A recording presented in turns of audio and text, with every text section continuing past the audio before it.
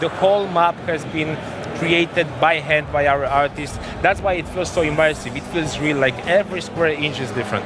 Yeah, you've really put heart and soul into it. I mean, the second game, obviously, it's in the title, Dying Light 2 Stay Human, so I think that's been one of my favourite parts of the Dying Light games, is it's set aside from other games like that because it feels so realistic. And, realistic also in the combat. Exactly. Representation of gore. So another thing about Dying Light, aside from parkour, of course, it's a melee combat focused game with lots of brutality, lots of gore. I think that's something that's very important in the zombie genre, that you really need to show the guts, you really need to show the blood, you really need to show the kind of the brains being exposed, the heads being cut. I'm not sure how much of it can we show because I think the previous games were a little bit on the family-friendly side. But that's also a good thing because Aaron is having fun because he knows how to play the game. He spent hundreds of hours in it. But again, this is a game where you see zombies. If you manage to survive, Aaron. They just came out of nowhere. Remember your fault is survival horror. I'm demonstrating exactly what we want, right? Yeah, that's true. That's true. So, like military combos like this, if you manage to kill all of the infected here, or if you manage to outsmart them, because that's also an option. You can, for example, use a decoy, draw them to like away from this place, and then try to loot it. That's a very good place to find some ammo for your firearms. And as I said, firearms have really received a lot of love from us as developers in Dying Light the Beast. Okay. He's a bit too big for now, I think, this guy, right? This one, let's not risk it. You already died once, so They're playing with fire. Like the guys back at home are making bets, like, will he die again? Oh. So firearms, there's a little bit more of a focus on. Yes, absolutely.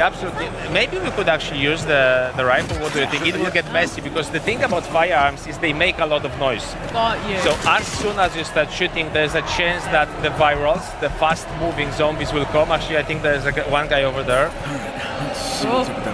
Let's go inside. Yeah, let's try to hide. Like when you cut a limb, you can cut it in 3 different places. You can really leave a lot of scars, wounds, broken places on. Yeah, let's try to. That's nice, quite brutal. I saw earlier like when you just left someone crawling because you cut his leg off. So that was quite mean for that poor zombie, I feel, as well.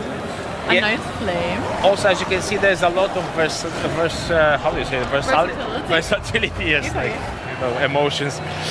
There's a lot of varied ways how you can solve combat situations. That's also something that we were always thinking about when we were working on Dying Light games. We want to give players freedom where they go anywhere, climb anything, freedom how they fight. Actually, we're leaving the mission area, so that of course in the full game you're not leaving mission area, so the freedom is open and you can go everywhere you want. Yeah, I like the tactic of running away. That's my favorite tactic for zombies. But that's also like that's your choice, right? And again, like vehicles, another thing that's new to the Beast. Actually, maybe we can also show the FPP, right? Because you can drive from that perspective, like keep the immersion. So it is like it's nice to roam through zombies, blast through zombies with your vehicle, giving you a little bit of those Carmageddon vibes. But again, like a little reminder, this is a survival game, right? So like you need to think about how damaged your vehicle is, and the gas. We're about to run out of gas. Exactly, doesn't have gas. So I think we are slowly running out of gas. So got to find a gas station. Exactly. I'm not sure they're still working. You know, man. So with our new vehicles and things, is there different areas that we can explore around the world then? No, so actually we decided to choose this one because it fits the environment most, right? So Aaron, when you get up, maybe let's just have a nice look around the place. So taking the view, I love that. Yeah, take the view, and we'll talk about vehicles. So we have chosen those off-road pickups because they fit the environment most. We didn't see that much of it yet, but the whole world is actually quite varied. We have the town in the middle, we have an industrial park, we have swamps, we have mountains with hiking trails, we have farm fields, so a lot of very uneven terrain. So off-road pickups seem to be most fitted to this kind of environment. So yes, you are driving that vehicle. There might be some things hidden, but I'm not spoiling that too much. But then you're also able to customize the visuals of the vehicle a little. So there's still quite. Oh, I think that's the blanket that I was. Yeah. This was the. So this is actually the real blanket that you can find in one of our level artist grandmothers. Actually, at one of the playtests, some guy met me. He said the same thing. Like he recognized the blanket. So it's a very iconic. That's so wholesome. So there we go. That's a challenge for everyone. I don't know. Are we ready to go into the night part? Because we might do that. But a word of warning, because like Dying Light generally. Let's maybe look at some Vista before us. Okay, let's go to the night. So what happens is that Dying Light basically is a game of two halves. The day part that we have just experienced, if you are a good player, you are in control. You know what to do, like you know how to behave. You will kind of find your way around in this apocalypse. But the night part is something completely different. What happens is the volatiles, and I will scare you a little, so kind of sit tight. The volatiles, like the scary monsters, the apex predators, the kings of the night, they are coming out, they are roaming the whole place. And with those guys, you don't fight with them. Like when you see them, you try to run away as quickly as possible. Okay, maybe at the end of the game, where your beast mode is fully charged, where you have unlocked all of the skills for the character, because there's like a big skill tree of various beast skills that you unlock.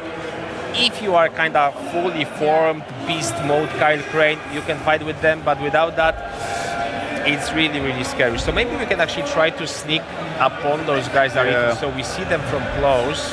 We'll go sneaky beaky. You can see where they are if you use the survivor sense. So that's like a special senses of Kyle Crane where we can see the threats and be aware of the threats around him. But it seems the volatiles are everywhere. Maybe actually what we could do, that's scary. There's so many.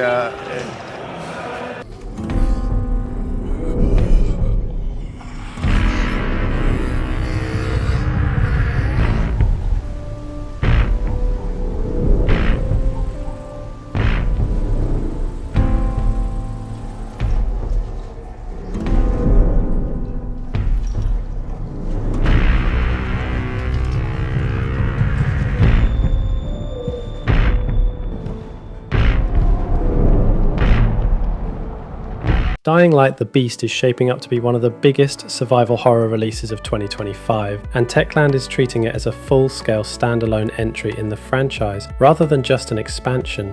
Launching worldwide on September 19th, 2025, the game will be available on PC via Steam and the Epic Games Store, on PlayStation 5, including the Pro model, and on Xbox Series XS with PlayStation 4 and Xbox One versions, scheduled to arrive before the end of the year. What makes this release particularly exciting is its origins. What started as early concept downloadable content for Dying Light 2 eventually grew into a completely separate experience. One that not only evolves the mechanics but also brings back a fan favourite protagonist, Kyle Crane, whose fate was left ambiguous for years. This time, Crane emerges after enduring brutal captivity and twisted experiments at the hands of a warlord known as the Baron, and his mission takes him to the chilling landscapes of Castor Woods, a Swiss Alps-inspired valley where his pursuit of vengeance collides with the harsh reality of his hybrid DNA, part human, part infected. As with every Dying Light game, survival is at the heart of the experience, and Techland has doubled down on the series' signature first-person parkour. The new handcrafted world is designed for vertical freedom, letting players sprint across rooftops, scale jagged cliffs, or leap through forests and swamps that seamlessly connect rural villages, industrial sites, tourist spots, farmland, and abandoned national park trails. Traversal has been expanded beyond parkour too, with off-road driving making its debut. Players can switch from rooftop chases to behind-the-wheel carnage, ploughing through hordes of infected while navigating open fields, muddy roads, or frozen mountain paths. Combat also strikes a balance between the raw physicality of hand-to-hand melee and the tactical use of firearms, delivering impactful feedback through upgraded animations, sharper gore effects, and more reactive enemy behaviour. The defining new feature, however, is Beast Mode, a headline mechanic that reflects Crane's transformation after years of experimentation. In short, this system lets him tap into his infection and unleash short bursts of overwhelming power, tearing through enemies with terrifying strength. But this power comes at a cost. Activating Beast Mode sacrifices precision, weakens defenses, and risks loss of control, turning combat into a dangerous gamble where brute force collides with self-preservation. Combined with the series' iconic day and night cycle, this mechanic pushes tension to new heights. Daytime still favours scavenging, exploration and crafting, but when night falls, enemies become faster, more aggressive and more cunning, pushing players into an intense cat-and-mouse struggle where beast mode might be the only way to survive overwhelming odds. On the narrative side, Techland promises a more focused main storyline compared to past entries. Rather than filling the map with checklist-style content, the Beast weaves optional activities more naturally into the campaign, ensuring that exploration feels meaningful and story-driven. The campaign itself can be played solo or in 4-player co-op, with shared story progression so that groups can complete the entire journey together without losing continuity. Enemy patrols and AI routines adapt dynamically to time of day, weather shifts, and player choices, creating emergent gameplay moments where stealth, distraction, or brute force may each offer different outcomes. In terms of presentation, Techland is pushing immersion further than ever with improved animation readability, dynamic gore feedback, and a world designed to make every encounter feel tense, especially after dark. The environments themselves also tell a story, with abandoned resorts overtaken by vegetation, derelict industrial complexes echoing with distant screams, and hidden laboratories tied to the Baron's cruel experiments. All while atmospheric audio design layers dread into every shadowed corner. On the business side, Techland has already outlined a content roadmap. A deluxe edition will include digital extras, and pre-orders come with the Hero of Haran bundle, which features fan service weapons and gear like the Follower crossbow, the Injade's memory pistol, the Haran combat knife, and cosmetic packs celebrating the series' legacy. Perhaps most notably, loyal fans who own the Dying Light 2 Stay Human Ultimate Edition will automatically receive the Beast at no additional cost upon release, a bold move that reinforces Techland's long-standing reputation for rewarding its community. Altogether, Dying Light the Beast is not just another sequel, it's a transformation for the franchise. By blending parkour freedom, brutal combat, vehicle traversal, and a darker, more intimate narrative around Carl Crane's struggle against both humanity and his infection, Techland is setting the stage for what could be the most intense and emotionally charged entry yet. With its September release date approaching, all signs point to the Beast being a major leap forward for survival horror and one of the year's most ambitious games.